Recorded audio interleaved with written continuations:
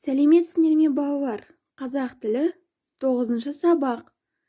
Бүгінгі сабағымыз нәтиже сабақ, яғни біз бүгін бір бөлімді қорытындылайтын боламыз. Балалар, сендерге ой түрткі сұрақ. Қазақ неліктен жақсы сөз жарым ырыс деп айтады? Сен ата-анаңа, бауырларыңа жақсы сөзді жиі айтасың ба? Бұл сұрақтарға WhatsApp желісі арқылы жауап бересіңдер.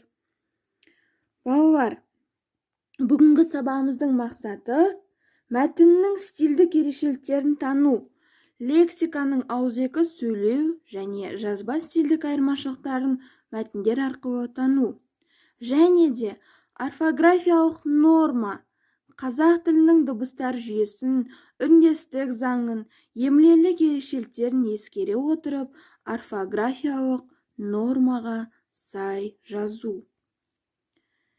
Ендеше балалар, бүгінгі сабағымыздың жаңа мәтінімен таныс болайық. Мәтінді бірге мәнерлеп оқиық. Халқымызда баталы құл арымас, батасыз құл жарымас деген мақал бар. Осы мақалға имандай ұйыған қазақ халқы өздерінің сүйікті перзенттеріне үлкендерден бата тілетуді аса бір сауапты іс деп білген. Баяғыда біреудің жалғыз баласы ауырып, бақсы балгерге қанша емдетсе де ем қонбапты.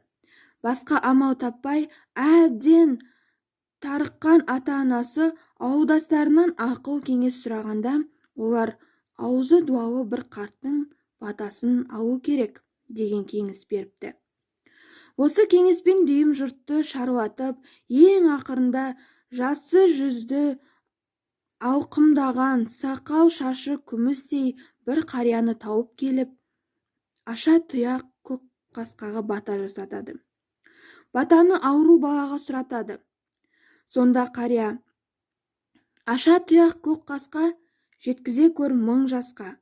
Аларыңнан таңбассың, осы жолы бір таста, деп бата берген екен. Қарияның батасы қабыл болып, бала сырқатынан айығып кетіпті.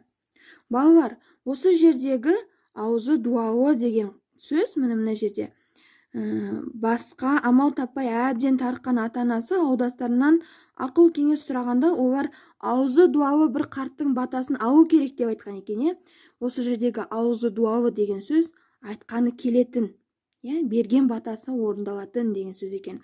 Ал аша тұяқ деген сиыр, қой, ешкі деген сияқты. Яғни бата құр қолға жүрмейді. Бата берген адамға міндетті түрде сиыр, қой, не болмаса ешкі болсын ататқызып, соған бата оқытқызып, батасын алады екен. Ендеше балалар, бүгінгі сабағымыздың негізгі мәтіні бата беруге байланысты екен. Мән бердіңдер ме? Біздің қазағымыздың салтымызда бата берудің түрлері бар. Жаңағы сырқаттанған балаға батасын беру, дастарханға берілетін бата, той, яғни үйленіп жатқан жастарға берілетін бата деген сияқты батаның түрлері өте көп. Мен сендерге бүгін той үстінде, яғни жастарға берілетін бата түрімен таныстырғым келеді. Барлығымыз видеоға назар аударайық. Әумен десең маған, берейін бата саған, қатарыңның алды бол, тең құрбыңның туы бол. Қайырлы болсын тойларың, орындалсын ойларың, гүлге толсын өңірің, көңілді өтсін өмірің. Асқа толсын табағың, ашық болсын қабағың, бола берсін тойларың, аман болсын отбасың. Жүзге жасың жеткенше, жағың төмен түскенше, болмай өтсін арманың. Баталық құл армас, көп бата алғанның, бағы кеміп сарқылмас. Әумин. Ал балалар, әр батадан бергенде әумин деп біз бет сипалаймыз. Осындай бата түрлерін сендер жаттап алуларын керексіңдер. Кейін де Рамазан айында жарапазан айтылғанда бата беріп, жақсы сый алуға болады. оны өздерің де білесіңдер. Ендеше сабағымызды талдау барысына көшейік. Ол үшін сынып жұмысына біз 11-ші тапсырманы орындайтын боламыз.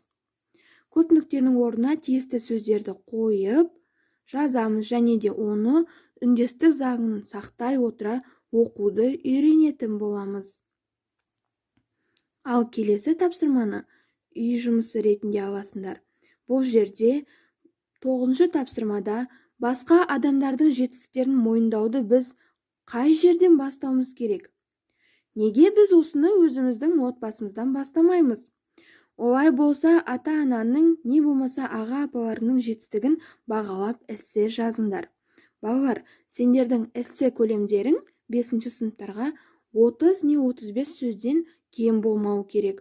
Өздерінің ағаңды, әкеңді немесе анаңның жеткен жетістіктерін эссе түрінде жазып, маған кері байланысқа суретке түсіріп жібересіңдер. Бұл үй тапсырмасы. Ал ендеше сабағымызды талдау үшін WhatsApp желісіне кері байланысқа шығайық.